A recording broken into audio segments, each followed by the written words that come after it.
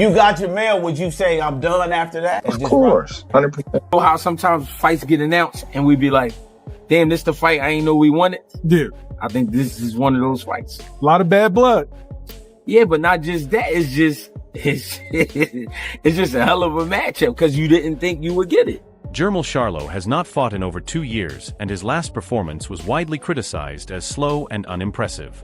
Now he is suddenly calling out Terence Crawford the new dominant force in boxing. Charlo recently made it clear that he wants the fight, saying he is ready for Crawford and believes it would be a major moment in his career. He is treating it like a huge challenge and a fight he truly wants. I want all the smoke. I want smoke with Crawford. I want all the smoke. Give me the best. I'm in shape. I train. My lifestyle is on the move. Everything is great. So why the fuck would I want the best, man? What y'all talking about, dog? I don't got time to be playing with none of these people with these promotionals and all of these. I'm with the old school boxing.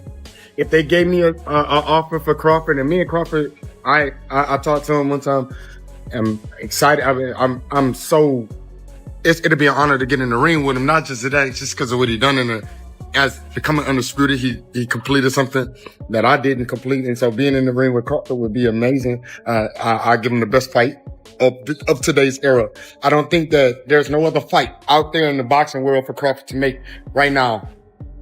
The best fight really would be me. The best fight with Boots is me. The best fight with Crawford is me. Jermell Charlo is presenting the fight as a big legacy moment, claiming he would give Terence Crawford one of the toughest fights ever seen. He is pushing the idea that Crawford has no other real options, and even suggested that Crawford has achieved things he has not. His tone is confident, but also seen by many as an attempt to build hype. If they gave me an offer for Crawford, and me and Crawford, I talked to him one time. I'm excited. I'm so. It'll be an honor to get in the ring with him, not just today, just because of what he done as becoming undisputed. He completed something that I didn't complete, and so being in the ring with Crawford would be amazing. I give him the best fight of today's era. I don't think that there's no other fight out there in the boxing world for Crawford to make right now. The best fight really would be me. The best fight with Boots is me. The best fight with Crawford is me. Obviously, nothing else that anybody else could. Earl and Virgil and the winner of them, but I really don't see nobody else. What y'all want me to do in the game? However, this call-out is being questioned when people remember what happened in Charlo's last big fight. Critics say his timing looks like attention-seeking, especially after his loss in 2023.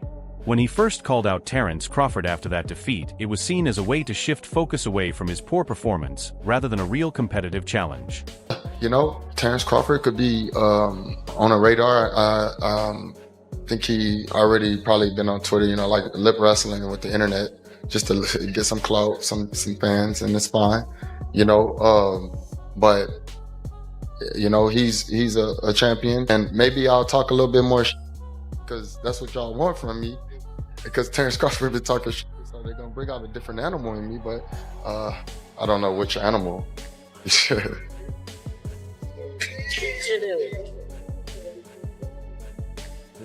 But yeah, man, I can fight Terence Crawford next. In September 2023, Jermell Charlo moved up 2 weight classes to face Canelo Alvarez in a major pay-per-view fight. The bout was heavily one-sided. Charlo struggled to land clean shots and was controlled throughout the fight. In the 7th round, Canelo dropped him with a strong right hand, and Charlo ended up in survival mode.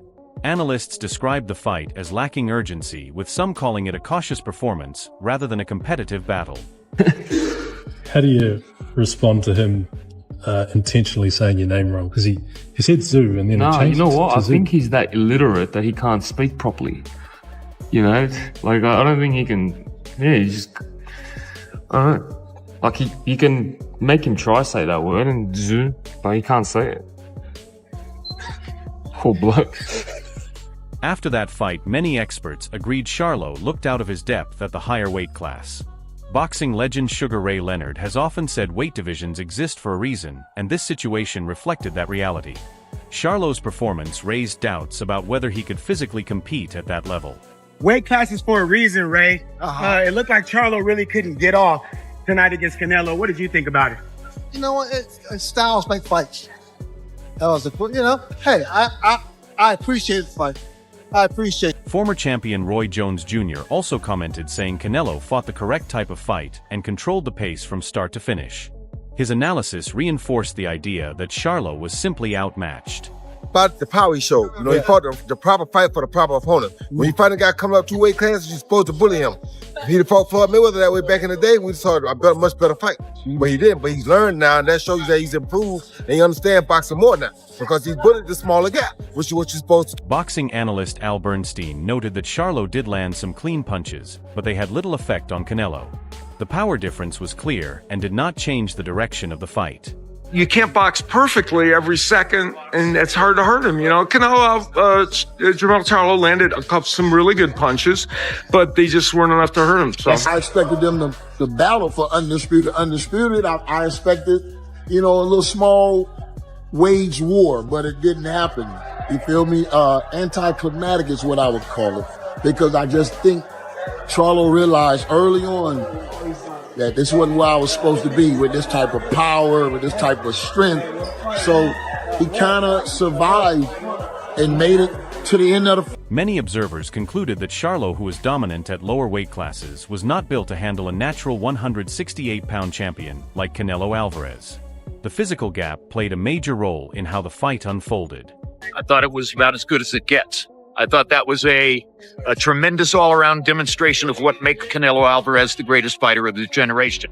From the fabulous chin, to the very effective defense, to mixing power punches together in the middle rounds, to landing one of the best right hands he's ever thrown to knock Charlo down, and using a series of left hooks to widen the margin down the stretch of the fight. It was vintage Canelo. It's about as good as it gets. I think it was a one-sided fight because Canelo Alvarez is a historically great fighter.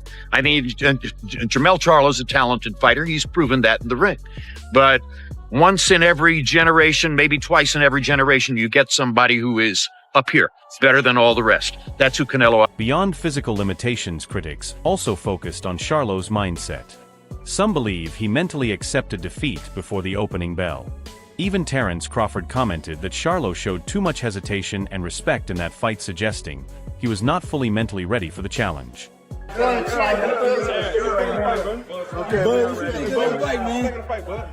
Charlo gave him too much respect, man. Too much. He didn't fight his fight. What would you do to Canelo? I don't know if he was scared or not, but, you know, Canelo did a tremendous job in there. He did what he had to do. After the fight, Jermell Charlo admitted the step-up in weight affected him. He described Canelo Alvarez as extremely powerful and said the experience felt completely different from anything he had faced before. He even suggested he should have added more weight to be competitive and admitted that the punches affected him more than expected. Disappointing fight, awful. I thought Charlo was just like, I don't know, it's like even when Golovkin fought Canelo, he never, in the third fight, it's like, I don't know, are you getting paid too much money? Have you got too much money? Because the special ones that have got too much money still stick it on the line. Canelo, AJ, but it almost looked like Charlo was like, I'm getting, I don't know what he got, 8 million, 10 million. And I was like, okay, it's almost like, let's not hurt each other in here tonight. I'm just gonna get our money. And it's like, all the talk about legacy, sticking it online. A lot of fighters go, I'd rather get knocked out, carried out, than lose on points. But actually, how many Terence Crawford reacted strongly after watching the fight, posting blunt comments online criticizing Charlo's performance. He suggested Charlo did not truly try to win and instead focused on surviving. His message was direct and harsh, showing clear disappointment in what he saw inside the ring. Yeah. Are you interested at Crawford at 154? You know, where we can make a fight at, I'll take it. I should be 1 or 2. I should be up there in the top dog. As long as I'm in the pound per pound, don't matter to me. I'm not in competition with the Terence Crawford ring walk. I know that's what everybody trying to get the answer to. Came out with Miss Eminem. That was some bad shit. Like, I ain't gonna front. That's some cool shit. And it's gonna be hard to beat that. He win. That's not my world. We don't get paid for that anyways. But I almost had like Lil Wayne or something. I had some people I've been in contact with. So 2 years later, Terence Crawford moved up in weight himself and delivered a dominant performance against Canelo Alvarez, winning by unanimous decision and collecting major titles. His rise changed the conversation completely and established him as the top fighter in that division. Charlo fight Crawford first, and then see how that goes. If he does good against Charlo, with the weight, then let's see him come up and fight Canelo. Yes, but not right now. I want to see him. I want to see Crawford come up with some weight classes and show he can be dominant at 54. Do you think Crawford should go up to 154? Do you think? Yes, Crawford definitely should go up to 54. Because I don't think he should fight 47 anymore.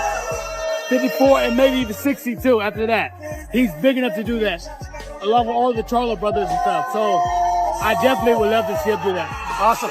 Now at the top, Terence Crawford has multiple options, but attention has turned back to Jermell Charlo, who is also calling out other elite fighters, including Jermell Ennis. Charlo has spoken confidently, saying styles make fights, and he believes he could challenge anyone, even the most dangerous rising stars. Critics, however, question whether this is real ambition or just promotion. Double fake to your left. Double fake to your right. Double fake to your left. No, stop. You. Stop.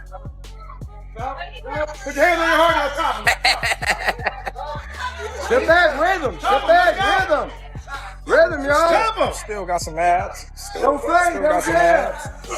Double fake. So, as you see, the pound for pound king, the undefeated 5-division world champion, the 3-division undisputed world champion, superstar boxer, first ballot Hall of Famer once he retires, Terence Bud Crawford, is still jacked and still in shape and sending a warning and letting the world know, I still got abs, I'm still in shape. He not only beat the person Charlo lost to, he beat them badly. When it comes to Bud, I think a lot of people took credit away from a lot of his wins. Like, I feel like when they kept throwing it out there that he didn't fight nobody. Well, he did. I disagree with that. Look, Anybody you get in the ring with is a chance no. you can lose. He didn't fight nobody that was on that level. That's what we saying. So he fought somebody. But come on, bro. I think he fought people. Victor Postal. That's a bad name. That ain't a. During that time. In order to say, I'm saying during that time when he fought him. He was overhyped. He was overhyped? What? He had Victor Postal is like this. What's that you know you dude that talk to was a punching boxer, hard? right? Yeah, I'm Okay. a boxer too. Victor Postal's like this. A lot of people couldn't deal with that. A lot of people can't deal with that style. A lot of people can't deal with that style. Can't deal with that. Come on, a lot man. of people can't deal with Come that on, boxing man. style. He's jumping up in the air. He's a boxer, know how to use his range and his distance. A lot of people can't do. That means the last 3 faces of the sport of boxing will have all retired undefeated. Floyd Mayweather, 50 wins, no loss, no draw, 27 wins by way of knockout. Andre S.O.G. Ward, 2-division champion, Olympic gold medalist, Hall of Famer, 32 wins, no loss, no draw, 16 wins by way of knockout, undefeated. Terence Crawford, that would make him 43 wins, no loss, no draw, 31 wins at least by way of knockout.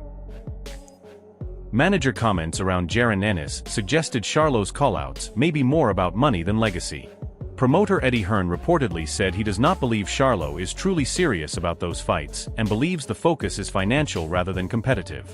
Reports also suggest Charlo may be asking for very large purses, around $10 million, which reinforces the idea that these callouts are business-driven. I think Bruce is a great fight, though. I'll give Bruce all the problems in the world. It's a great fighter.